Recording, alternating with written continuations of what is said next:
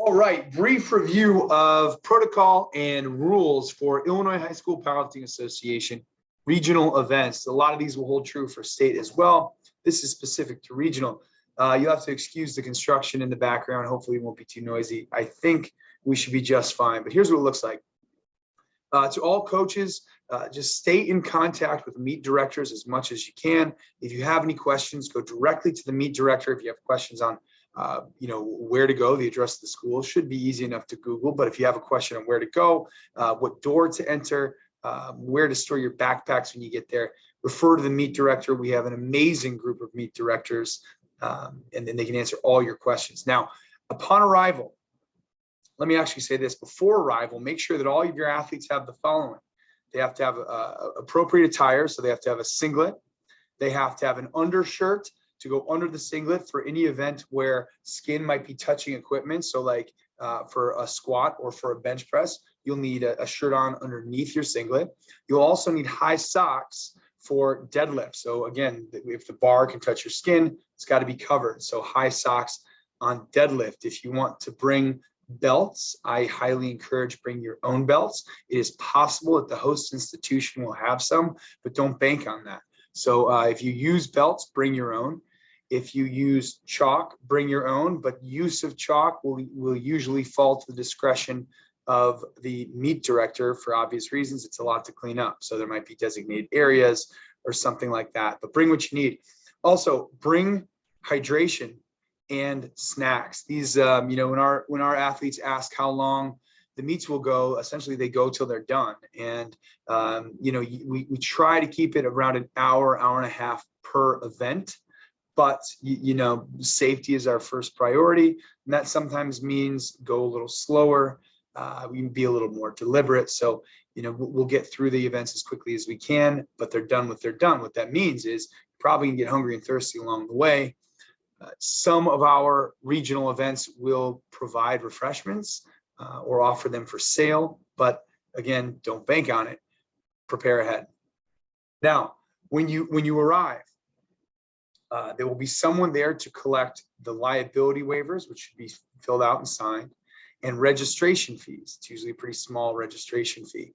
The registration fee is a recommended donation. Now, we have expenses as an organization, so we highly encourage this, obviously, but we made a commitment very early on that we would never let finance get in the way of someone participating in the Illinois High School Powerlifting Association. So if you don't have the registration fee, that's fine. Again, be sure to communicate with the meet director and let them know that that's the case. When you arrive, you'll turn in your registration fee and liability waivers. Someone will give you in exchange for that empty lifter cards. Those lifter cards, the coach will distribute them to the athletes. You will fill out the obvious things, name, school. Make sure you are printing legibly. This will be input into the system. We want to know, we have to be able to read it. So the obvious information, but then make sure to get rack height, and there'll be someone there directing you how to do this, and opening lifts, only the opening lifts. There'll be 9 boxes available for 3 lifts, 3 attempts at 3 lifts. Only fill out the one for the opening lift.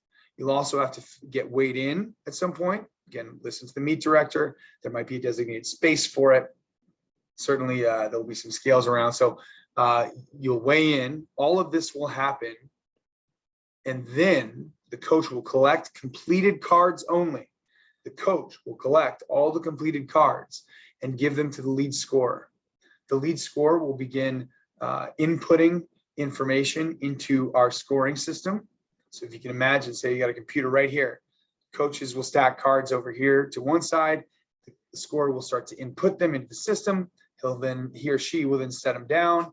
And that second pile will begin to get organized by opening attempt.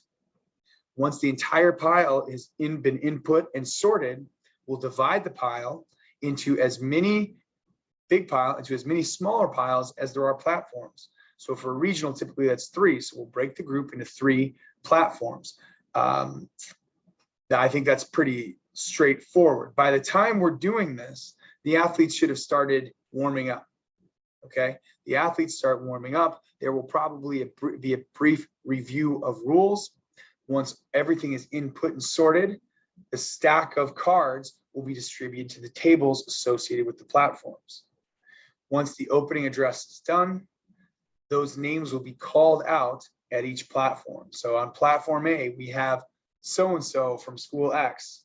We have so-and-so from school Y, and the athletes will be on those platforms throughout the course of the day.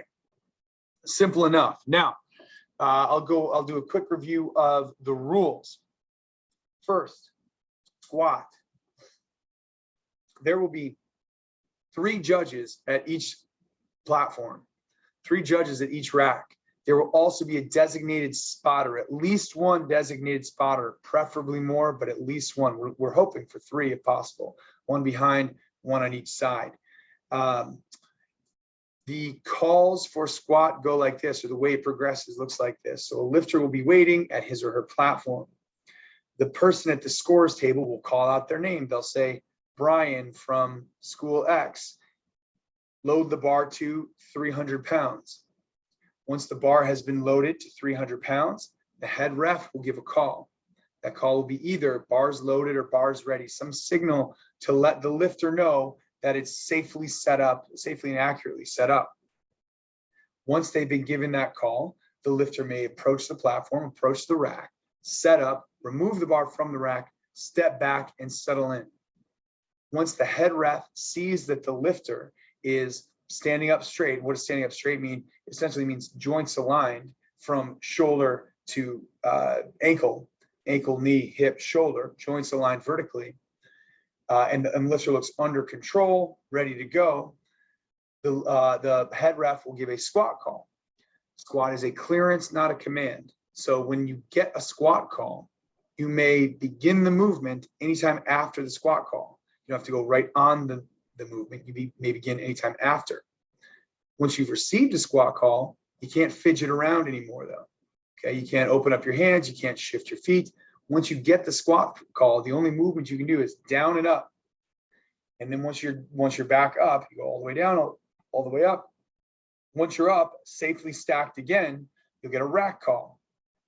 Put the weight back in the rack, that's your lift. 3 calls, bars loaded, squat, rack.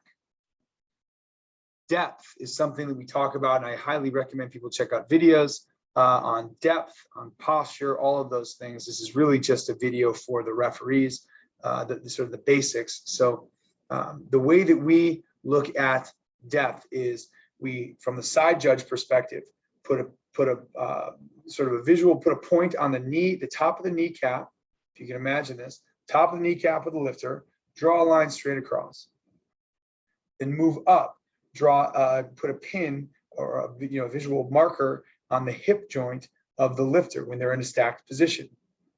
When they begin to bend, the hip must break the line created by the top of the kneecap before returning up and stacking once again. Anything above that line, and it's not a lift, below the line is just fine. You can go as deep as you want, really, but it's got to break the line and back up, then stack before you get the rack call. So it's depth on squat. If at any point, the judges feel like, any of the judges feel like the lifter is unsafe, okay, not violating the rules necessarily or bad posture or something, but truly unsafe, they yell, take, T-A-K-E. That a take call is the ultimate, it's a call to the spotters. It says, take that bar, protect the kid. Take call if they ever look unsafe.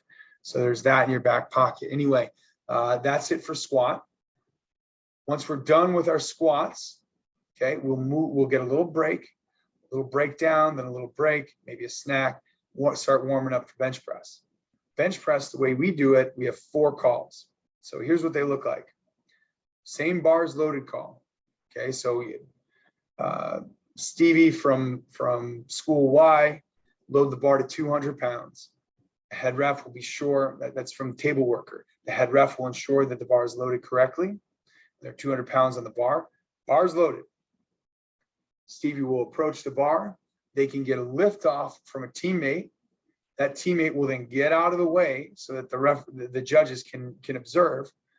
Lift off out of the way, Stevie, who's down there and has just gotten the lift off, will hold for a second. Okay, demonstrate control and wait for the first or the second call. It's a bench call. Bench means just like squat, you can begin the descent.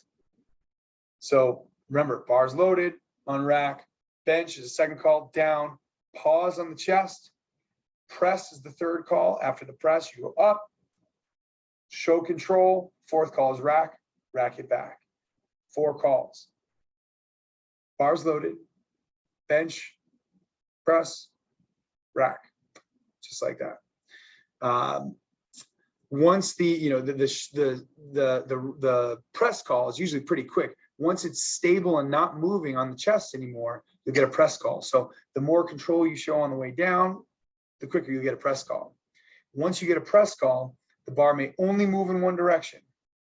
Okay, so you can't sink into your ribs and kind of rocket it out. Down, pause, press, only up, rack, put it back. That's bench press. Deadlift moves in the same way. The table worker will call out to the judges and they'll say, Nancy is the lifter, put 400 pounds on the bar. The spotter or the loaders will put 400 pounds on the bar. The head ref will check it. Once it's ready to go, they'll say bars loaded. Nancy will approach the bar. Now, there are only 2 calls. It's bars loaded and down. So she will approach the bar, lock in, set up, pick the bar up until, again, I'm using this term again, joints are stacked, just like, picture just like a squatter would look like, shoulder to ankle. Before they begin their descent, the deadlift is kind of the opposite. They'll grab the bar and they'll get to a stacked position. Once they're stacked vertically, the joints are stacked vertically, the head ref will give a down call. The lifter will then put the weight down with hands on the bar until it makes contact with the ground. You can't let go of the bar at all. Hands on the bar until it makes contact with the ground. So bars loaded and down are the only calls for deadlift. In all of these situations, feet cannot move as the lift is going on. So if you're squatting, your feet can't shift. If you're benching, your feet can't shift. If you're deadlifting, your feet can't shift. It's all about safety. So if that's the case, then yeah, should be pretty straightforward. I guess I'm trying to think if there's anything I left out. We've made a decision on bench press feet. We used to be a flat feet organization. Now we're saying what you start with is what you end with, and that's the only call. So your feet have to be flat. You don't have to be flat on the ground, but whatever part of the bottom of your foot is on the ground, maybe it's your full flat foot, maybe it's just the front half of it. It can't change throughout the course of a lift. So say you've got a flat foot, you can't go up to a toe during the lift. Say you have the front of your foot, you can't go up anymore or come down during the lift. Okay, so whatever you start with, you finish with. So no foot action. On bench press and on bench press and squat, you have to have your thumb around the bar, both hands, thumb around the bar. And I think that's essentially it. Those are the basics, at least. Now, there's some more nuances to judging. There absolutely is. Like, for example, the bench press, I mentioned the feet. The second 2 points of contact are hip and shoulder. There's plenty of variation. Your head can be off the bench. It could be on the bench. It's shoulders, hips, bottom of foot that must be touching the ground. I mean, we have a whole manual on this, so we could go for days on the details, but I hope that gives us enough to get started as referees. If you have any questions, please reach out. Happy to talk about it. And I think this is most important. Maybe I didn't do it at the very beginning, but thank you. Thank you very much. You know, we really believe that powerlifting and strength and conditioning has incredible potential as an educational tool. And we're excited to do this work on behalf of young people, and we couldn't do it without you. So thank you very much, and we will see you at a meet very soon.